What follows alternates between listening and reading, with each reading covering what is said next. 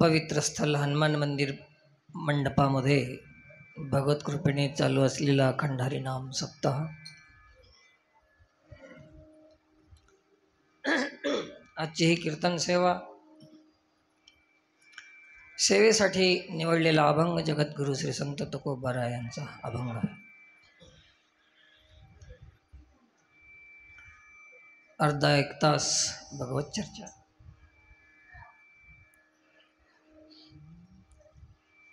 उद्या हनुमान जयंती पर्व काळाचा दिवस आहे.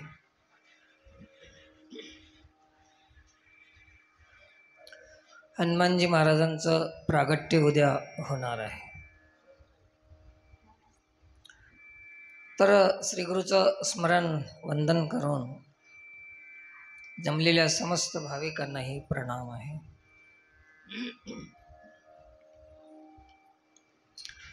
देव धर्म संस्कार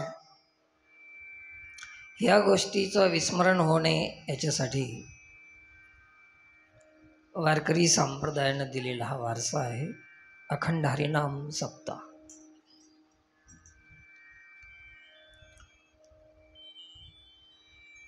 जीवाला विसर पडणं हे जीवाचा एक स्वभाव आहे. जेव्हा जेव्हा विसर पडतो तेव्हा तेव्हा उत्साह कमी होते आणि उत्साह पुन्हा कमी होणे याच्यासाठी उत्सव असा हा नियम दिलेला आहे.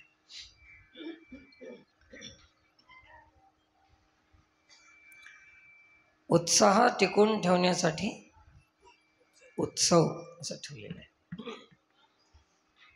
तर हनुमान जयंती उत्सव उद्या साजरा होणार. उद्याच ना.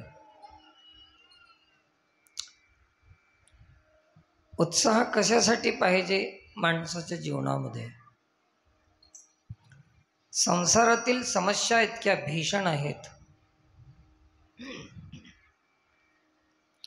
की त्या बार बार मानसिक वेदना निर्माण करून, मानसिक तणाव निर्माण करून निरुत्साही करून टाकतात, निराश करून टाकतात समस्या जीवाला. माणसाकडे कोणती किती संपत्ती असो, पदार्थ पद पदवी काही असो, मन प्रसन्न नसेल तर सुख नाही. आणि मन ज्याचं प्रसन्न आहे त्याच्याकडे कोणतीही वस्तू कमी असली तरी चालेल. मनाची प्रसन्नता पाहिजे. म्हणूनच तुकोबारायांनी सांगितलेलं आहे, मन करारी प्रसन्न. माणसं प्रसन्न होतील मोठी गोष्ट नाही, कोणालाही राजी करता येईल. आणि सगळं जग जरी राजी झालं आपल्यावर, मन जर राजी नसेल, प्रसन्न नसेल, तर या जगाच्या प्रसन्न होण्याचं, राजी होण्याचं सुख मिळणार नाही. मग काय प्रसन्न हो? स्वतःचं मन प्रसन्न हो.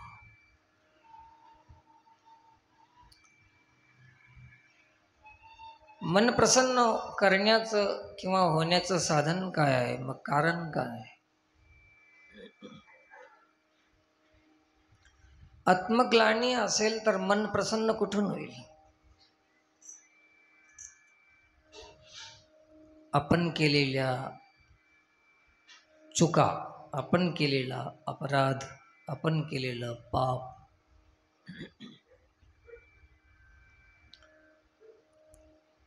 हे अधिक मनाला अप्रसन्न करते. लोकांचं बोलणं, लोकांचं विरोध, लोकांची जे काही निंदा स्तुती ऐकून मन एवढं निराश होत नाही. पण खरंच चुकलं असेल माणसाचं तर मन निराश होते, प्रसन्न राहत नाही. एखादी तुम्ही चूक केली आणि लोकांनी तुमची प्रशंसा केली माईकमध्ये, आदरणीय हरिभक्त परायण अमुक अमुक असे तसे, ज्याला माहीत नाही ते महाराज येऊन तुमची प्रशंसा करते आणि तुमचं गुण ज्याला माहीत आहे ते हसायला सुरू करतात. काय काय आश्चर्य, काय आश्चर्य, काय प्रशंसा करायला त्या माणसाची, याला माहीत नाही म्हणून करायला. असं होते. आणि स्वतःचं मन खाऊन घेते की मला हरिभक्त परायण म्हणाले, मला वैराग्यमूर्तीच म्हणाले, पूजनीय म्हणाले. मनामध्ये आसक्ती आहे, वासना आहे, कामना आहे, त्याला माहीत आहे आणि लोक काय म्हणाले, वैराग्यमूर्ती म्हणाले, तर त्याचं मन प्रसन्न होत नाही. आणि जेव्हा बिनचूक व्यवहार आपल्या जीवनामध्ये होतो तेव्हा कोणीही प्रशंसा करायची गरज नाही, मन प्रसन्न राहत. वर्णन केल्यामुळे मन प्रसन्न होणार नाही, तर वर्तन केल्यामुळे मन प्रसन्न. तर परमार्थ वर्णनाचा नाही, परमार्थ वर्तनाचा आहे. आपण वर्तनाचा अभ्यास करावा. वर्तन काय आहे,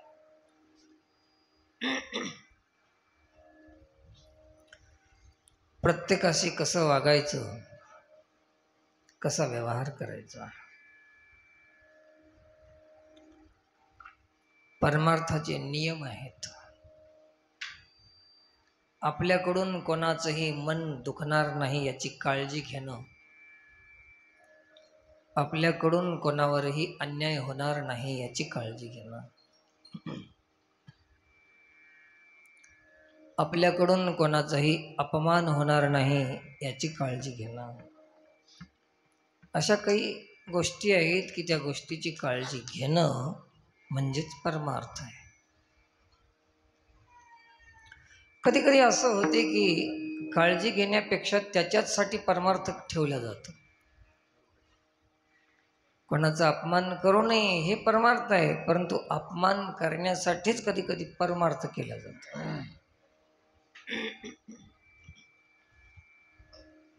तर हे मन प्रसन्न होऊ शकत नाही.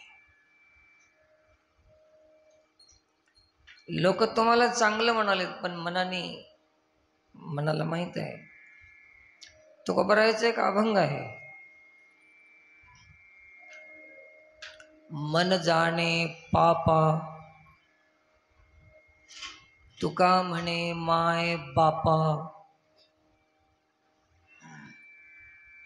आपण पाप किती केलं होतं हे लोकाला माहित आहे की मनाला माहित आहे? सगळ्याचेच मनाला माहित असेल ना काय काय पाप केलेलं. कळत न कळत झालेलं पाप असेल, चुकून झालेलं असेल, जाणीवपूर्वक केलेलं पाप असेल, कोणत्याही प्रकारचं पाप असेल तर कोणाला माहित आहे? मनाला तर माहित आहे.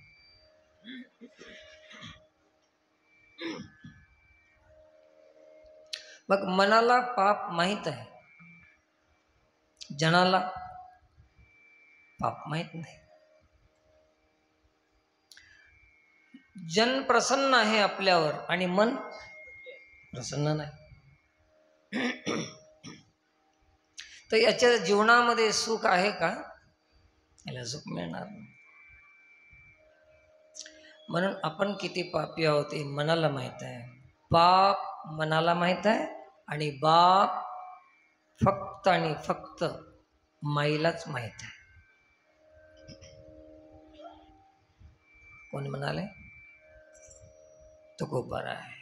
मन जाणे पापा तुका म्हणे माय बापा. माय कोण जाणते? फक्त. बाप कोण आहे हे कोणाला माहित आहे? फक्त माईलाच माहित आहे.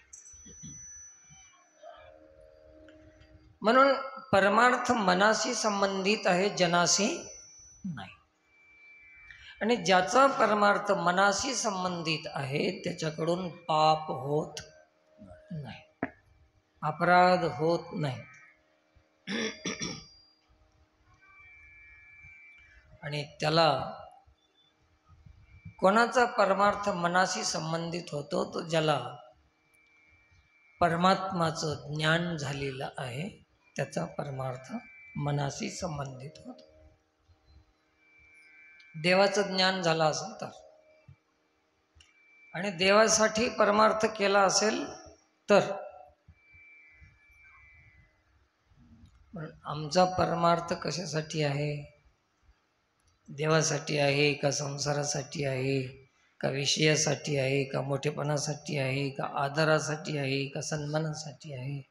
ज्याचे त्याला करणाऱ्याला पक्का माहित आहे.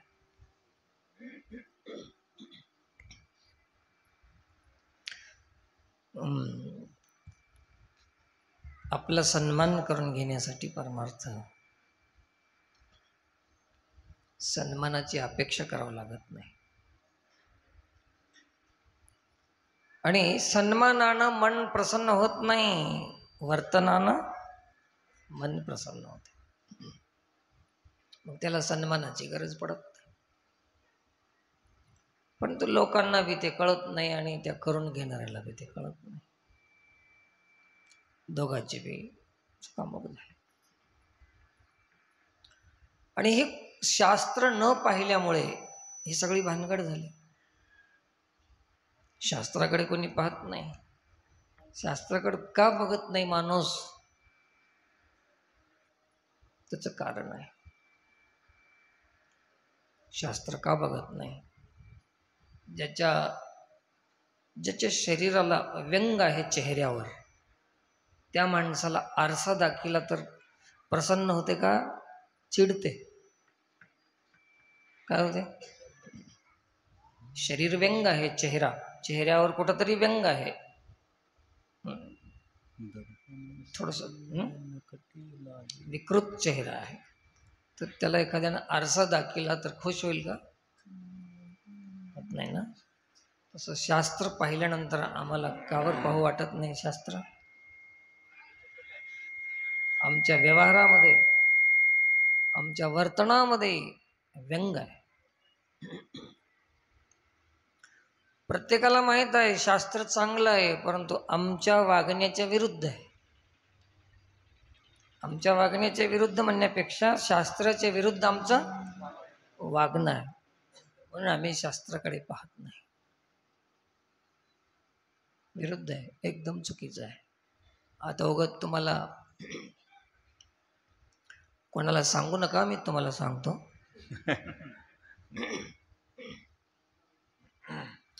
आत्ता जे परमार्थ चालू आहे ना, जे बी कथा, कीर्तन, सप्ताह, कला, जे काही चालू आहे, हळून सांगतो, छोट्या आवाजामध्ये. जे संतांनी जे संविधान ठेवलेलं आहे गाथ्यामध्ये, कृष्णानं जे संविधान ठेवलेलं आहे गीतेमध्ये, संविधान गाथा आहे, संविधान गीता आहे. असे दोन संविधान आहेत आपल्या परमार्थामध्ये. दोन हे संविधानाचे ग्रंथ आहेत. संविधान जर तुम्ही काढून पाहिलं तर तुम्हाला कळते की टोटल परमार्थ संविधानाच्या विरोधात आहे. संविधानाचा अपमान आहे ना. पण हे माहीत नसल्यामुळे चला बरं आहे. देवांना दिलेल्या, संतांना दिलेल्या कायद्याचा अपमान आहे हे तुमच्या लक्षात येईल. तुम्ही शास्त्र पाहत नाही म्हणून संविधान आहे की कोणतं विधान आहे काहीच माहीत नाही, चलत राहिले. मग हे सप्ते, हे कार्यक्रम बिलकुल उलट आहेत. त्याच्या तुकाराम महाराजाचे अभंग आहेत, त्या अभंगानुसार कोणताही कीर्तनकार व्यवहार करत नाही.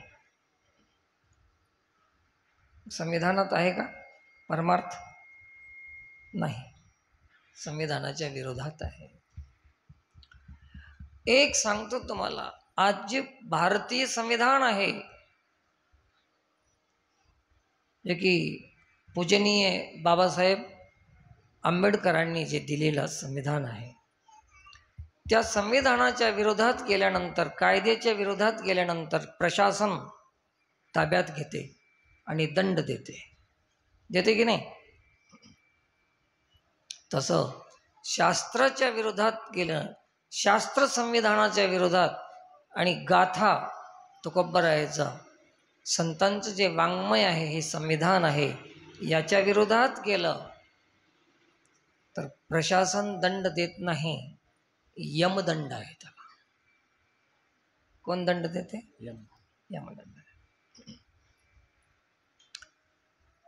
आणि प्रशासनामध्ये थोडीशी त्याच्यामध्ये हे आहे, छूट होऊ शकते. साम दाम दंड भेद देऊन घेऊन चुकवू शकता तुम्ही. इथल्या जे चुकी झाली, संविधानाच्या चूक वागलं तर काही पैशानं बी चुकवू शकता. आपलं जे दंड आहे काही कशानं बी चुकवू शकता. परंतु शास्त्र संविधानाच्या विरोधात वागल्यानंतर तिथं भ्रष्टाचार चालत नाही. तिथं एकच आचार चालते, सदाचार आणि शंकराचार. कुठलाच आचार तिथं चालत नाही. या आचारामध्ये तुम्हाला कमी जास्त करून घेता येते, पण तिथं नाही चालणार. यम जेव्हा येईल तुम्हाला दंड द्यायला, हे शास्त्र संविधानाच्या विरुद्ध तुम्ही काम केलात आणि तुम्हाला आम्ही दंड देणार. मारिती तोडिती झोडिती निष्ठूर, यमाचे किंकर बहुसाल. हे होते असं. तेव्हा तिथं म्हणाव, यमाला म्हणाव 1 करोड रुपये घे, मारू नको मला, घेऊन जाऊ नको, है की नाही? तुम्ही बाया व्हा, तुम्ही म्हणा 2 तोळे सोनं देतो पण मला दंड देऊ नको. यमाला सांगा बरं, ते तुमचा पैसा घेणार नाही, तुमचं कुठलंही प्रार्थना ऐकणार नाही. निष्ठूर शब्द दिलेला आहे. मारिती तोडिती झोडिती निष्ठूर. निष्ठूर म्हणजे दयाफिया करणार नाहीत ते तुमचे. इथं इहलोकामध्ये काही खालीवरी करण्याचं तुमच्यामध्ये काही असेल थोडंफार काहीतरी. आणि संविधान केवळ माणसासाठी आहे, हे लक्षात ठेवा.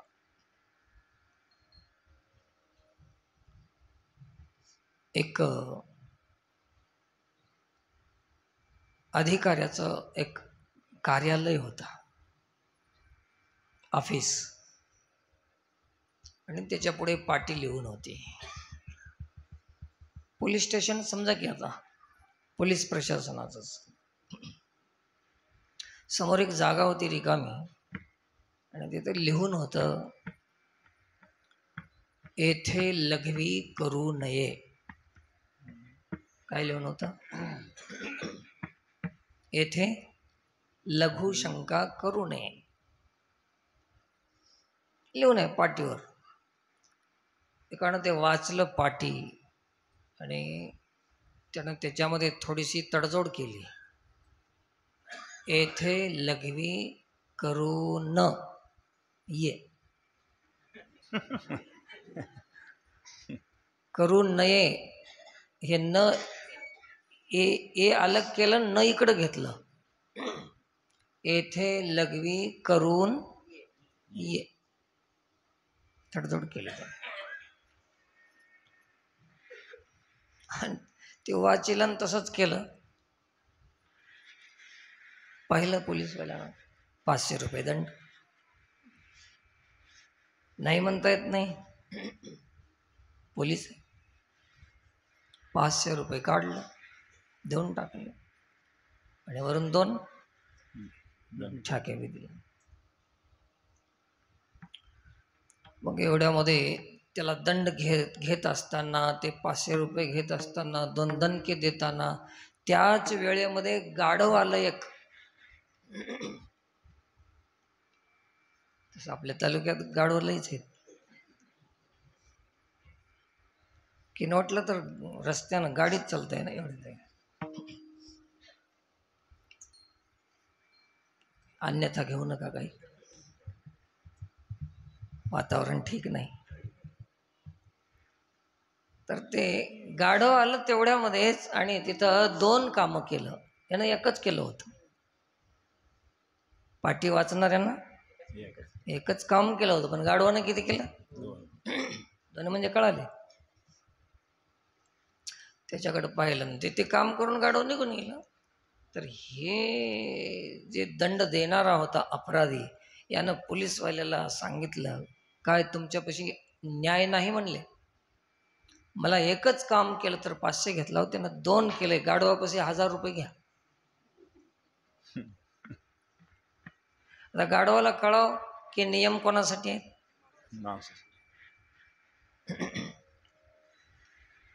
पशु पक्ष्यासाठी नियम शास्त्रानं सांगितलेले नाही. संविधान पशुसाठी पक्ष्यासाठी नाही. कोणासाठी आहे? मग हे गाथा, हे पोथी कोणासाठी आहे? हे का कळत नाही आम्हाला?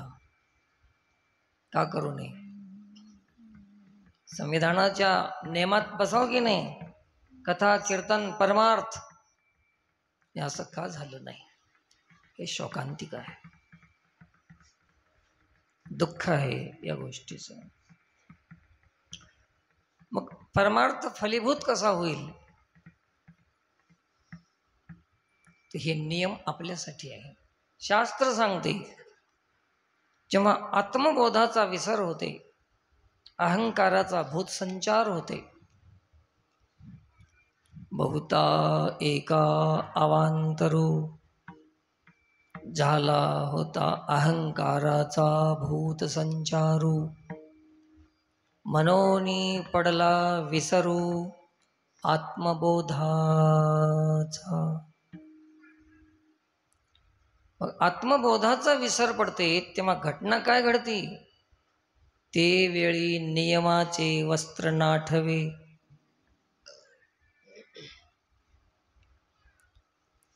माणसासाठी जे नियम आहेत, जे शास्त्र संविधान आहे, विधान आहे, हे माणसाच्या जीवनामध्ये आध्यात्मिक क्षेत्रातले हे वस्त्र आहेत. माणसा ज्याच्या जीवनामध्ये संविधान नाही, शास्त्राचं संविधान नाही, शास्त्राचे नियम नाहीत, तर ते माणूस नागवा आहे, वस्त्रहीन आहे. काही इज्जत आहे त्याची समाजामध्ये? वस्त्रहीन आहे. कोणते वस्त्र नाहीत? नियमाचे वस्त्र नाठवे आणि पुढील अधोगतीची लाज नेनवे. आता नियमाचे वस्त्र फेडून टाकले, नागवा आहे तो. नियम कोणताही अंगावर स्वीकार करत नाही जीवनामध्ये, ते वस्त्र फेडल्यानेच आहे. आणि नियम चुकल्यामुळे अधोगती होती, याची लाज भी सोडून दिली. करावे ते न करावे वेदू म्हणे. करीती जे न करावे, जे करू नये ते करतात, असं वेदानं सांगितलेलं आहे. आत्मबोधाचा विसर आपणाला झालेला आहे. या सगळ्या गोष्टीला कारण काय हो? आत्मबोधाचा विसर पडलेला आहे. मी कोण आहे याचा विसर पडला. आणि विसर पडल्यामुळे काय झालं?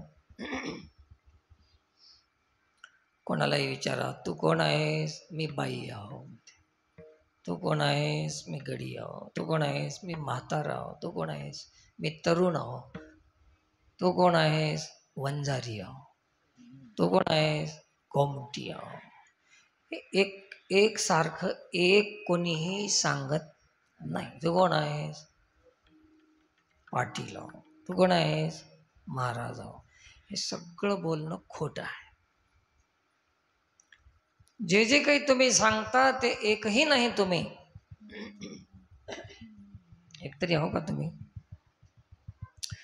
पाटील म्हणून तुम्हाला आम्ही म्हणालो, कुठं कपाळावर लिहून आहे तुमच्या? इथं मान्यता तुम्ही स्वीकारलेली आहे की तुम्ही पाटील आहो. महाराज म्हणून लिहू नका याच्यावर. नाही, त्याच्या कुठं काय प्रमाण आहे का त्याला? इथंच मानलेलं आहे सगळं. हे सगळं भ्रम आहे. आणि कशामुळे भ्रम झालेला आहे? तर अहंकाराचा भूत संचारू. तुम्हाला चांगलं माहित असेल, भूत पकडलेले माणसं कधी पाहिले का तुम्ही? भूत धरलेला माणूस तुम्ही बघला असाल कुठे? कसं करते त्यांना? ते वैद येते ना, ते भूत काढायचा त्याचा, ते पुढे बसून विचारते कोण आहेस, आणि साधं विचारलं तर सांग ना, चप्पल ठेवते जवळ, तिचे वाळवटाचं चराट. हे मी बघलो म्हणून सांगालो तुम्हाला. सांगतोच की नाही, तू कोण आहेस विचारते ते. विचारल्यानंतर त्याचं नाव, ज्याला धरलंय त्याचं नाव दुसरंच राहते, संभाजी लिंबाजी काहीतरी नाव, पण ते आपलं नाव सांगत नाही. भूत धरलेला माणूस कोण आहेस म्हणलं की गावात मेलेल्या कोणातरी म्हातारीचं नाही तर म्हाताऱ्याचं नाव सांगते. स्वतःचं नाव काय झालं याला? स्वतःचा विसर का पडला भूतानं? तसंच तुम्हाला स्वतःचा विसर पडलेला आहे, तर अहंकाराच्या भूतानं पकडलेला आहे. तुम्ही कोण आहात स्वतः? बाई गडी जात पंथ धर्म कोणीच नाही. ज्ञानेश्वर महाराजाचं भूत उतरून गेलं, निवृत्तीनाथाने भूत काढून टाकलं, बोध केला, आणि मग विचारलं तू कोण आहेस? मी वासुदेव तत्वता. हे खरं आहे. मी ज्ञानेश्वर आहे, मी ब्राह्मण आहे, हे खोटं होतं. आता काय सांगितलं? मी जात आहे, मी पंथ आहे, न मे मृत्युशंका न मे जाती भेदा, पिता नैव मे नैव माता न जन्म, न बंधुर्न मित्रं गुरुर्नैव शिष्यः, चिदानंद रूपः शिवोहम. शिवोहम हम म्हणजे मी कोण आहे? शिवोहम. मी शिव आहे, मी जीव नाही, मी स्त्री नाही, मी शरीर नाही, मी मन नाही, मी बुद्धी नाही. हे सगळं खोटं सांगितलं आपण आतापर्यंत. तुम्ही आहात कोण? चिदानंद रूप. हे सांगणं खरं आहे. मग महाराज तुम्ही हे सगळेच वासुदेव आहेत, सगळे चिदानंद आहेत, मग हे हे आता हे बाई गडी दिसाले हे खोटं आहे का? थांबा थांबा सांगतो तुम्हाला. त्याला काय म्हणतात होते?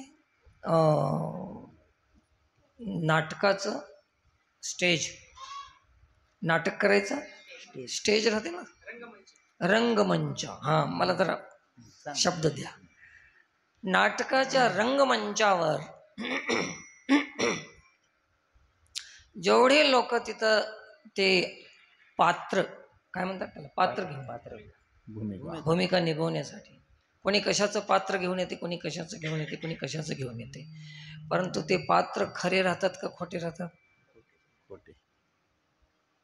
पात्र आहे पण पात्रता नाही. राजाचं पात्र घेऊन आलं पण राजाची पात्रता त्याच्यात आहे का?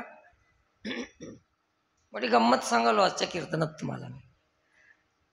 एखादी राणीचं पात्र घेऊन येते, पात्र आहे पण काय नाही?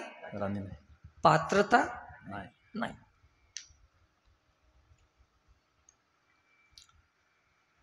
तसं आता आम्ही महाराजाचं पात्र घेऊन आलो, पण संविधानाच्या खिलाफ जर असेल आमचं परमार्थ तर पात्र आहे पण पात्रता नाही. मान्य आहे तुम्हाला सगळ्यांना? कीर्तन तर मान्य करा, वर्तन नको तर नको. लागा कोणाच्याही माग, आम्हाला काही देणं घेणं नाही, परंतु संविधान संविधान आहे. अपमान करू नका कृपया संविधानाचा. गाथ्याचा अपमान करू नका, संतांच्या विचाराचा अपमान करू नका. मग ते पात्र जे आहे, बहुरूपी धरी संन्याशाचा वेश. अहो किती किती लोक पागल आहेत. संन्यासी शब्दाचा अर्थ आहे की सर्व संकल्पाचा न्यास करणं, म्हणजे त्याग करणं, त्याला संन्यासी म्हणतात. आणि संन्यासाचा वेश घेऊन अंगणामध्ये कोण आलंय? बहुरूपी आले. तर लोकांनी त्याला काय दिलं? पाहुणी तयास धन देती. धन सोडण्यासाठी संन्यास असते, आणि संन्यासाला बघून काय दिले लोकांनी? धन. आता हे पात्र आहे की पात्रता आहे? पात्र. पात्र जरूर आहे, पण पात्रता नाही हो. तशा परमार्थामध्ये सगळे पात्रधारी झाले, परंतु पात्रता अजून कोणाच्याही अंगी आलेली नाही. खरा परमार्थ सापडतच नाही, सापडतच नाही. तुम्ही 10 लाखाचा करा सप्ताह की 17 लाखाचा करा, परमार्थ खरा नाही, पात्रता नाही. मग मला सांगायचं असं होतं की जे बहुरूपी कितीही रूप घेतला, राजा होऊन येते, राणी होऊन येते, कधी काही होऊन येते, कधी काही होऊन येते, कधी भिकारी होऊन येते, वेगवेगळे प्रकारचं सोंग घेऊन येते. पण बहुरूप्याला एक पक्क माहीत आहे की मी राजा झालो तरी मी राजा नाही, मी राणी झालो तरी मी राणी नाही, मी वाघाचं रूप घेऊन आलो तरी मी वाघ नाही. असे 17 रूप घेऊन आलं तरी त्याला एक माहीत आहे की मी हे काही नाही. तसं तुम्ही बाई होऊन आला तर तुम्हाला ज्ञान झाल्यानंतर पक्का माहीत आहे की मी बाई नाही, मी चिदानंद रूप आहे, मी गडी नाही, मी चिदानंद रूप आहे. हे तर पात्र घेऊन आलेले होत आपण.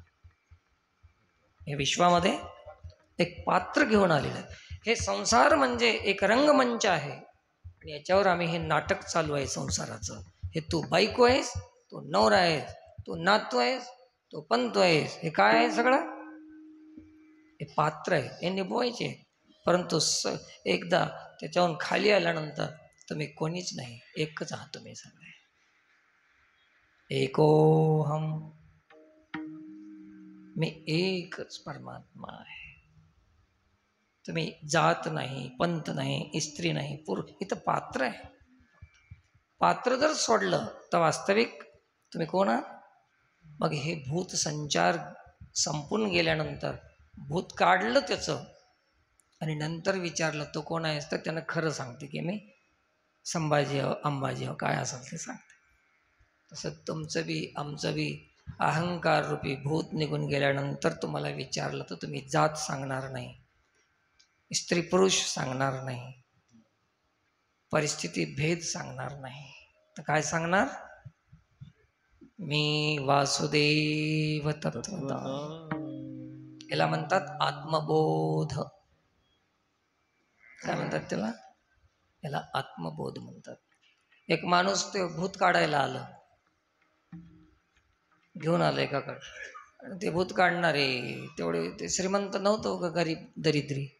2-4 लेकरं, थंडीचे दिवस, उघडे नागडे लेकरं, अंगावर कपडा नाही, झोपडी अशी छोटीशी, गवत उडून गेलेलं, दरवाजा नाही झोपडीला, आणि ते वैद त्याच्या घरी ते भूत धरलेलं घेऊन आलं. समोर बसविलं, ते काय असं ते पट भरलं, काय काय केलं, आणि सुरू केल्यानं ते भूत काढायची सुरुवात केली त्याने. आकाश बांधू, पाताळ बांधू, मेरू बांधू, सुमेरू बांधू, ओम सोम फट म्हणाय. आता हे काम म्हणालो म्हणलं तर कोणाला धरलं असलं तर बी निघून जावं. हिम क्रीम द्रीम फट, त्याला अवघड राहते. ते म्हणतं काय फट म्हणायचं राहते, पण फट म्हणतात. पण त्यांना फट म्हणलं की त्यांना हट म्हणायचं. त्या भूतानं अरे हट म्हणायचं, म्हणजे तुझ्या मंत्राला मी भिणार नाही. आकाश बांधू, पाताळ बांधू, मेरू बांधू, सुमेरू बांधू, फट त्यानं म्हणायचं. ते झोपडीमध्ये त्याची बायको होती. 1दा-2दा ऐकली, ते भूत काही निघणा गेलं. तिला आला राग. हळूच मागं आली, त्या नवऱ्याच्या कमरत लात घातली. काचकून लाथ घातली, उलटून पडलं. आणि त्याला भीती वाटली की हे मी भूत काढालो, मागून दुसरं कोणतं भूत धरलं मला. हे तर 2 दिवसासाठी धरले भूत, पण हे जन्माचंच भूत आहे. कोणतं तुम्हाला धरलंय की नाही? ते भूत. मग काय करणार? बघितलं असं, काय झालं म्हणला, का मारलीस? लाज वाटते का म्हणले तुला? आज लग्न होऊन 22 वर्ष झालं, झोपडी बांधणं होईना तुझ्यानं, आणि आकाश बांधू पाताळ बांधू म्हणतोस, लाज वाटत नाही तुला? सामर्थ्य नाही त्या गोष्टी कशाला करतात तुम्ही? सांगण्याचा अभिप्राय माझा असा आहे, विनोद संपला. माझा अभिप्राय असा आहे की ज्याला वागायचे, व्यवहार करायचे, त्यानंच कीर्तनामध्ये बोलण्याचा प्रयत्न करावा. आमच्यासारख्याचे कीर्तन ऐकत जाऊ नका कृपया, तुमचा घात आहे. काहीच हित होणार नाही. ज्याला वागता येते तरच ऐकत येतं तुम्ही. असे फालतू परमार्थ करून काही सिद्धी होणार नाही. स्वतःची झोपडी बांधणं आहे ना, निघाला आकाश बांधायला, पाताळ बांधायला, करणं होते का? आणि एक शब्द आहे, बोलणं बकळून गळ्यात उकळ, असा परमार्थच नको आहे. म्हणून हे खूप शोकांतिक आहे. आज परमार्थामध्ये खूप मोठा अपमान चालू आहे संविधानाचा. मी पुन्हा बुडावर आलो जिथून सुरुवात झाली. आणि ज्याला आत्मबोध झालेला आहे, साऱ्या विश्वामध्ये परमात्माचं दर्शन होईल, त्याला कोणाचा द्वेष करणार नाही, कोणाचं शोषण करणार नाही, पोषण करील, सेवा करील सर्वांमध्ये. आत्मबोध झाल्यानंतर हे सारं विश्व देव आहे असं ज्यांना कळेल, ते पाप कशाला करेल? आणि हे खरा परमार्थ असेल तर त्याला हे अनुभव होईल. आणि ते अनुभव संताला आहे की सारं जग देव आहे, जागता जगदेव. तर हे विश्व सारं देव आहे. विश्वासोबत आम्ही हे अन्याय करू नये, विश्वासोबत आम्ही हे अपराध करू नये, कारण विश्व हे देव आहे. पण हे अनुभव नसल्यामुळे असे अपराध होतात आमच्याकडून. म्हणून महाराज सांगतात की अनुभव कोणाला आहे? आणि ज्याचा अनुभव आहे, काय म्हणून अनुभव आहे? अभंगाचं पहिलं ऐसा ज्याचा अनुभव आहे, ऐसा ज्याचा अनुभव, विश्वदेव सत्यत्वे. विश्व हे देव आहे असा अनुभव आहे संतांचं जीवन आहे. शोषण करेल की पोषण, असं कळाल्यावर शोषण करणार नाहीत. आम्ही कथा विक्रय, नाम विक्रय, तुकोबराय सांगतात, नरस्तुती अथवा कथेचा विक्रय हे आमच्याकडून घडू देऊ नको देवा, तुकाराम महाराज सांगतात. आता ती तुकाराम महाराजाची गाथा ज्याला माहित नाही त्याला काय वाटलं की हे अभंग नारायण महाराजांनाच लिवलाय. येड्या तोंडाचं लोक.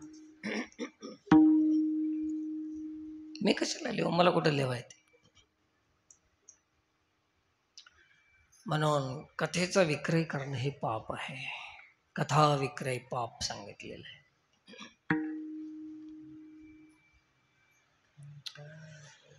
मग हे विश्व देव आहे, सत्यत्वे आहे.